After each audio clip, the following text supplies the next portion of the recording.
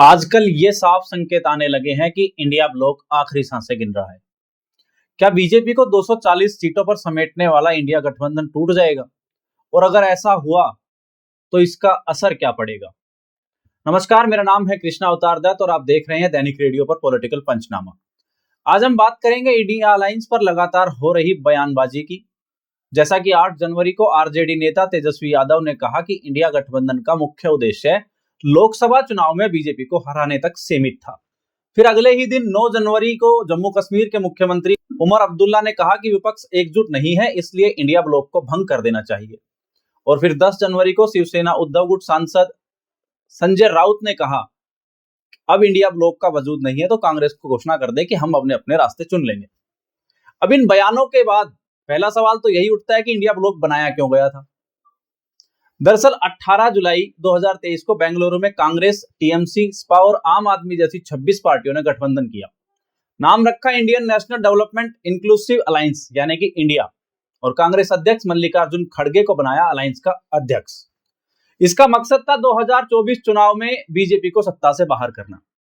अब इस मीटिंग में टीएमसी सुप्रीमो ममता बनर्जी ने कहा था कि सारा फोकस, सारी पब्लिसिटी, सारा कैंपेन और सारे प्रोग्राम इंडिया बैनर के तले होंगे।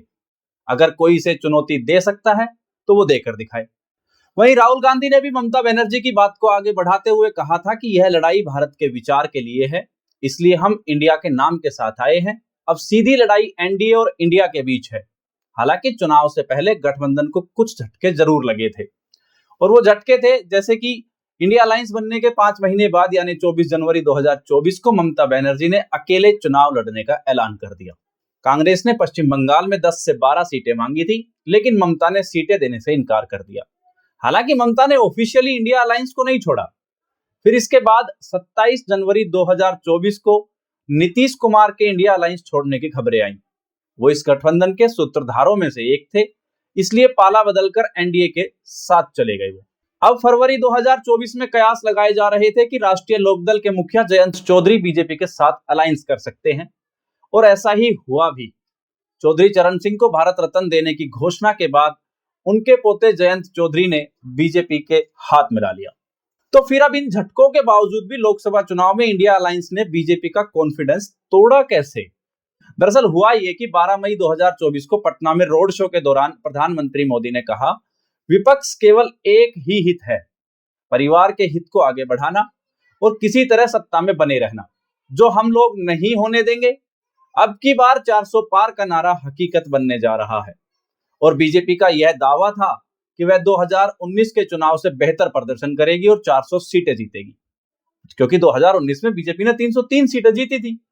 5 जून को जब चुनावी नतीजे आए तो बीजेपी 240 सीटों पर सिमट गई, वहीं कांग्रेस 52 से 99 पर पहुंच गई।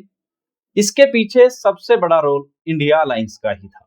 अब यहाँ इंडिया अलायंस के अच्छे प्रदर्शन के पीछे कुछ खास वजह थी, और वो थी मजबूत विपक्षी मोर्चा, वोट शिफ्टिंग और नैरेटिव में बीजेपी से आगे रहना।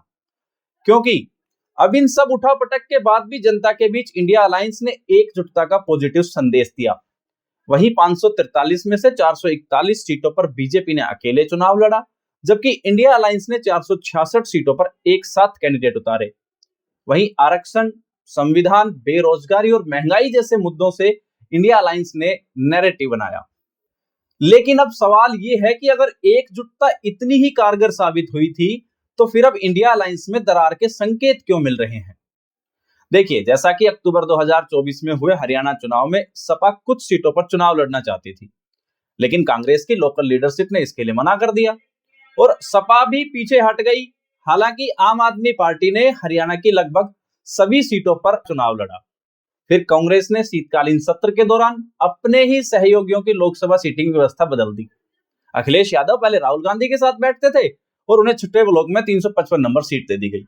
इस पर अखिलेश ने नाराजगी में कहा था कि धन्यवाद कांग्रेस। और फिर इसके बाद हरियाणा महाराष्ट्र चुनाव में इंडिया अलायंस की हार के बाद 7 दिसंबर को ममता बनर्जी ने कहा था कि मैंने इंडिया गठबंधन बनाया था, इसका नेतृत्व करने वाले इसे ठीक से नहीं चला पा रहे हैं, तो वो लोग मुझे मौका दें। लेकिन इंडिया अलायंस के टूटने की कगार पर पहुंचने की वजह क्या रही? क्यों इंडिया अलायंस टूटने की कगार पर आया? देखिए, वजह वैसे तो बहुत सारी है, लेकिन मुख्य वजह पर बात करें तो वो 3 है। पहला ये कि लोकसभा चुनाव के बाद कांग्रेस की लगातार हार हुई।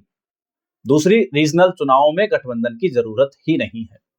और तीसरी, लोकसभा चुनाव के बाद ओवर कॉन्फिडेंस। अब जैसा कि लोकसभा के बाद देश में 4 राज्यों के विधानसभा चुनाव हुए, हरियाणा, जम्मू कश्मीर, महाराष्ट्र और झारखंड।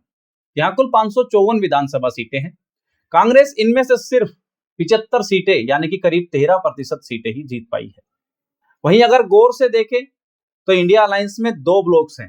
पहला ब्लॉक है कांग्रेस और डीएमके जैसी उनकी साथी पार्टियों का, और दूसरा है रीजनल पार्टियों का।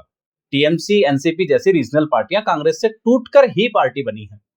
वहीं आरजेडी, आम आदमी पार्टी, सपा जैसी अन्य रीजनल पार्टियां कांग्रेस का वोट काटकर ही राज्य में चुनाव जीतती है। ऐसे में अगर आज ये इकट्ठा रहते हैं तो रीजनल पार्टियों की बजाय कांग्रेस ज्यादा मजबूत होती हुई नजर आएगी। ऐसे में विधानसभा चुनाव में इंडिया अलायंस बरकरार रह ही नहीं सकता।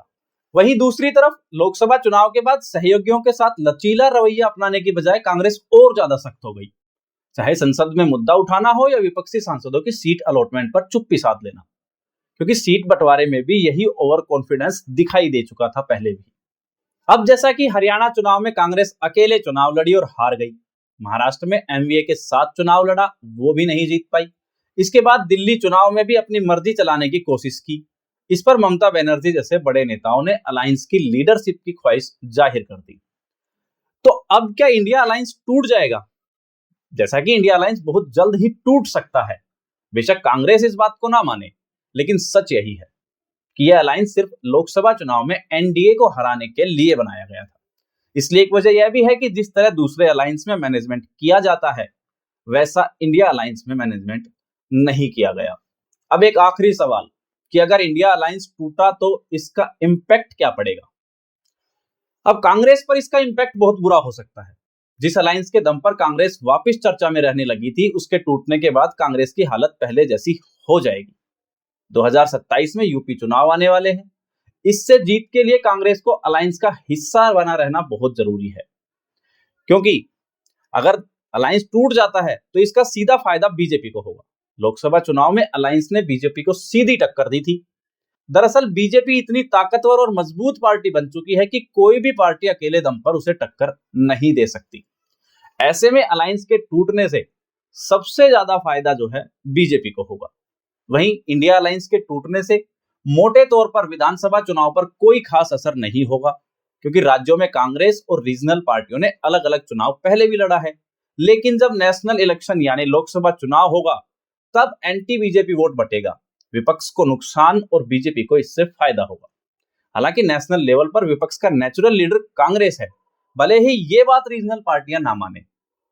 वहीं 2025 में चुनावों के कारण इंडिया अलायंस में तकरार और बढ़ेगी। साल की शुरुआत में दिल्ली चुनाव और साल के आखिर में बिहार चुनाव है। दिल्ली में कांग्रेस और आम आदमी पार्टी न केवल एक दूसरे के खिलाफ चुनाव लड़ रही है, बल्कि दोनों पार्टियों के नेताओं के बीच आरोपों और कंपटीशन में भी बढ़ोतरी हो गई है। वहीं बिहार चुनाव में कांग्रेस और आरजेडी के बीच भी कुछ खींचतान दिखाई दे सकती है। तो ये था आज का पॉलिटिकल पंचनामा, जिसमें हमने देखा कि हाल फिलहाल में इंडिया ब्लॉक किस हालात से गुजर रहा है और उसके अपने नेताओं का ही इसको लेकर क्या रुख है। लेकिन ये तो साफ है कि अगर इंडिया अलायंस टूटा तो बीजेपी और मजबूत हो जाएगी। आपको अगर ये वीडियो पसंद आया हो तो वीडियो को लाइक करें, कमेंट करें और शेयर करें। हाँ, चैनल को सब्सक्राइब करना ना भूलें। मिलते हैं अगली वीडियो में, तब तक के लिए नमस्कार, धन्यवाद।